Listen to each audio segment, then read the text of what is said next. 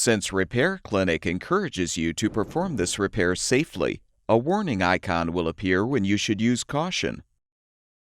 Before you replace the compressor start relay in your ice machine, be sure to unplug the power cord or shut off the power supply to the appliance. Have an assistant help you to move the appliance away from the wall or cabinet.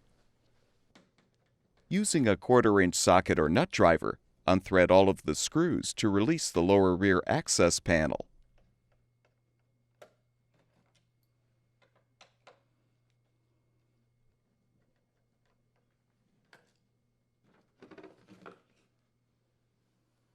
Use a flathead screwdriver to help detach the overload and start relay cover.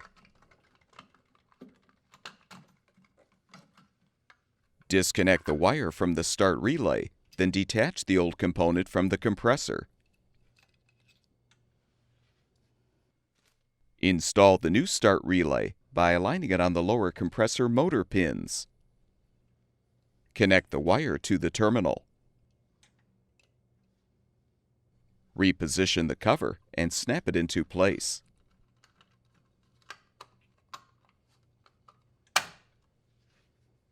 Reinstall the access panel.